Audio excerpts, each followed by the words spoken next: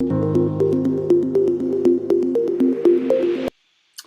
hello everyone, and welcome again to another episode of Wisdom Chat, all things money and well-being. And my guest today is Steve Long. Steve is an independent financial advisor, whole of market advisor with Yorkshire Rose Financial Planning. Steve, welcome to this Wisdom Chat, and thank you so much for your valuable time. Would you like to tell our listeners a little bit about you and the work that you do? Yes, it's very nice to be here. Nice to talk to you. The company, like I said, is Yorkshire Rose. We're independent whole of market financial advice company. So we specialise in providing advice on life assurance, critical illness cover, income protection, investments and savings, pensions, inheritance tax planning, and making sure that all our clients have wills and powers of attorney to make sure that your estate is taken care of when you're no longer with us. So it's very, very important that we do that. And I've had clients for the better part of 30 years. So I've dealt with clients and families, mums and dads and grandmas and granddads. So I take great pride in the fact that those people have, like we were saying before, we've built up a level of trust with those people, and they accept the advice that I give them because they know it's in their best interest. Yeah, and I think that's a really good point, isn't it? That the whole trust thing, because I suppose a lot of your work, like mine, because we're talking about a subject matter that people don't always find easy to talk about, the need for trust is so imperative. And in a world at the moment, and particularly in our nation, trust has been a little bit short supply from the top down. So, but given the fact that you have dealt with generations of a family, demonstrates that that trust. I mean, what kind of things have you been able to do for people, or how have you approached it with people to perhaps put them at ease and reassure them and begin to build that trust, Steve? Really, if I see a new client and they're looking to invest money, I say to them minimum 5 years. Less than that, it's got to be in the bank or the building society. You accept a very low rate of interest, which we're experiencing at the moment. You accept a high inflation rate, but your money is, in your eyes, safe to a certain degree. I mean, I call it your comfort zone, but it's an amount of money that you feel comfortable with in that investment. And then we move on to look at other types of investment, because we do an attitude to risk questionnaire, and based on that score that we get, that's where we put the balance of the money that you're happy to leave in a bank or a building society account. We do manage that money with lower charges and better performance than you may have had before, but we also do a review at least once a year to see whether or not your attitude to risk has changed, because generally as people get older, they get more and more risk averse. So we need to take that into account when we're looking after people's investments. It's interesting that in the older generation, the people I've dealt with, it's very evident that they do think about the future and the level of risk, and as you say, having that risk aversion.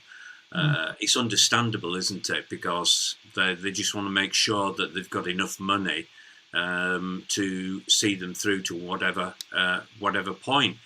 I was thinking, some of the people that I work with and the way we operate is very much about not only helping people understand their emotional relationship with money, what drives their choices and behaviours around it, but also the practicalities of where am I at now, and taking back control of their finances, so they're in a position really like your questionnaires about risk and things like that, that they're able to answer those questions because they know exactly where they're at. So in a way, it's like preparing them.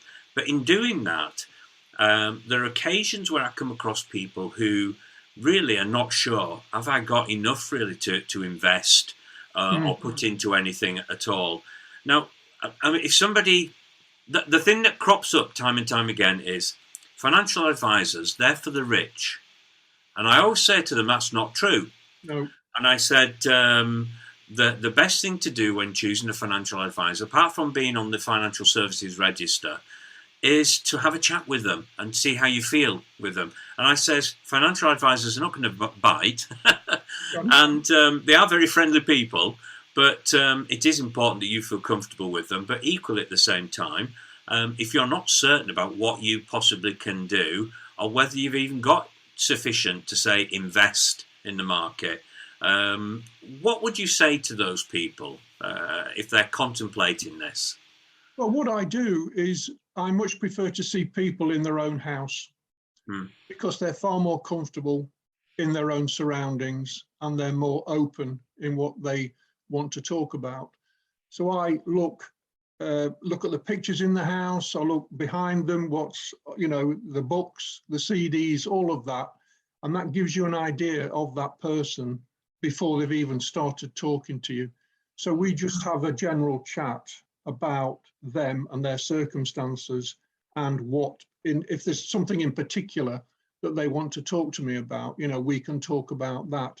But equally, if there's anything else that comes up in the conversation, I have to deal with that as well, because I had an instance last year where I was talking to a young couple and they'd got 2 young daughters. He was self-employed, she was employed, and I was doing a fact find.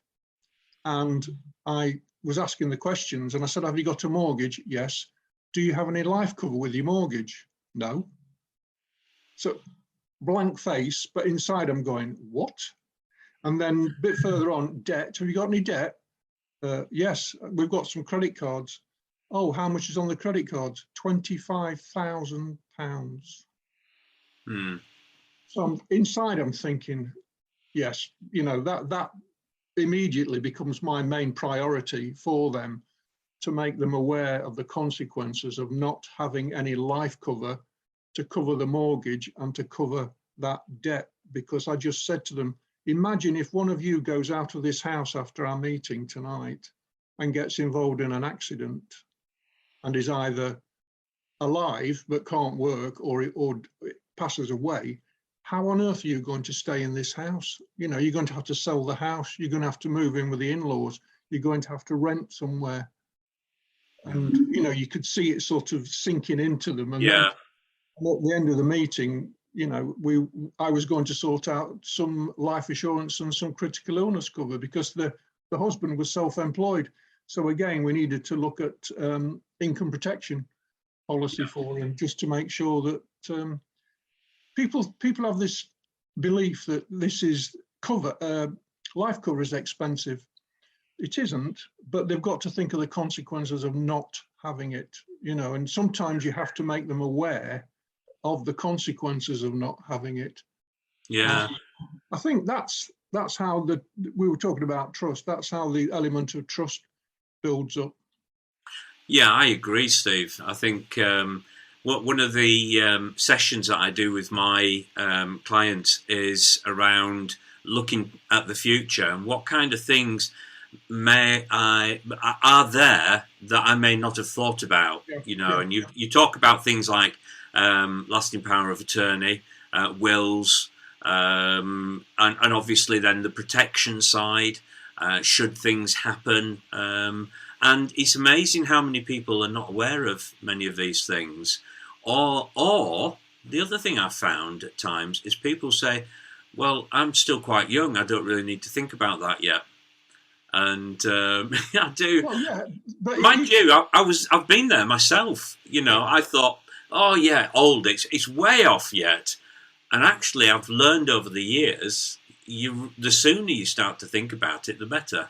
I was just going to say that absolutely. For looking forward to retirement, but coping with retirement, the sooner you start saving, either with an ISA or a unit trust or into a pension, the better, because the actual cost, the sooner you start it, and we can have a target figure at 65 or whatever, but the sooner you start saving, the lower the cost is, because you're building up that pot of money over time. So it's very, very important that you start saving as soon as possible. Yeah, the other thing as well about the pensions is the fact that I officially won't retire until 67. So I'm in that category. I don't know about yourself, but others, say of a younger generation, theirs may be later on. And I wouldn't be surprised if it changes again at some point in time. However, am I correct in saying that the longer you leave a pension in there, the more it will accumulate? Yes. Yeah. I mean, I think the state retirement age will go up to 70 very, very soon, because the average age of the population is just going up and up and up. And there are children being born today who are going to live to be 100 and 100 plus. So it's very, very important that people start putting money away to provide. If you retire, let's say you retire now at 65, a man is going to live to be something like 84. So, you've got to have sufficient money to tide you over, or to enable you to cope from 65 to whatever age you are. So when it comes to retirement, we have to do something called cash flow modeling, which basically says, what's your life expectancy from now? Let's say 65. What's your life expectancy? What level of income do you need? And what return can you expect to get from your investments? So we have to do a model for the client to either tell them their expectation is fine or their expectation is too high. So we have to, make them realize what we need to do to enable them to achieve their target level of income.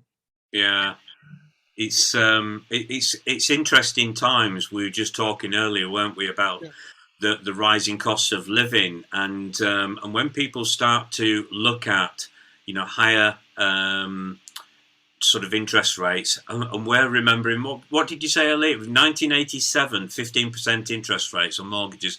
Heaven forbid that we would ever go there again. And I remember it so distinctly. It was very unpleasant, very unpleasant. However, interest rates have risen, or inflation certainly has, 7.2%. The rising cost of living keeps going up on a daily basis. We've got the expectation of increased national insurance contributions in April, and also the price cap on energy being raised by the government. So really, the future doesn't look so rosy at the moment, and some people may be feeling quite anxious about it. And I'm just thinking, what could we say to them just to help them at this time, and maybe sort of get their minds thinking about what they might be able to do for the future? Well, they need to talk to people like you and I, because we've seen it before. I mean, I was talking about 87, but the stock market crash of 87, the market fell 30% in a week, and I rang all of my clients up and said, you didn't invest your money for a year, you invested your money for a minimum of 5 years. And I went out to see them, and I reassured them that their money was invested in the right place. And by January of 89, 13 months later, the market had recovered, and they'd made up their paper loss, they'd made it back and went on to make profits on their investments. So again, it's like we were saying before with COVID and the lockdown. I've been keeping in touch with my clients, ringing them up on a regular basis just to see how they are, make sure they're okay. Do they need anything? Do they want to have a Zoom meeting if we can do it? Just to reassure them that I'm still there for them. That reassurance is brilliant, Steve, because just thinking you could be forgiven for really looking at things as they presently stand and feeling quite anxious about the future. But you're right. Oftentimes we live in a society where we have a short-termism mindset, but we have to appreciate that, whether it's actual investments or our pensions, they are there for the long term, and markets do recover, things do change, and certainly the cost of living will ebb and flow. Okay, it's going up quite a bit at the moment, but there will come a point in time when things will start to alter and things will start to ease, and it's just really reassuring. And the fact that, during that period of time that you talked of, that you phoned your clients just to make sure they were okay, I think, it's nice. It would be nice to know that more people do things like that. That there's more sort of caring for others. They can say, "Oh, yeah, but they're your clients. They pay you." But actually, at the end of the day, some of that service you don't necessarily have to do, but you do it because it's part of your service to them, and that's probably why. Sorry, with a lot of clients, I am part of the family. Yeah. Because they know I'm there for them, and I always will be there for them. Yeah. And they know they can ring me, like we were saying, they could ring me at the weekend. If they wake up with a worry about something, they can ring me. I've told them they can ring me, and if I can sort it out there and then I will. But if it's, I have to wait till Monday or Tuesday, whatever, I will sort it, and I get back in touch with them. And it's just that reassurance that they get. That's excellent, Steve. I'm aware we're just out of time, so Steve, thank you so much for joining me on the podcast here. I really appreciate your insights and input. For our listeners, it's Steve Long from Yorkshire Rose, independent financial advisor. Just take on board some of the things that we've been saying. I can well imagine that many people at this moment in time will be feeling quite anxious, but there are things that we can all do. So I hope what you've heard today has been helpful, and I wish you all the best. Thank you, everybody, for listening, and thank you, Steve, for joining me. Pleasure.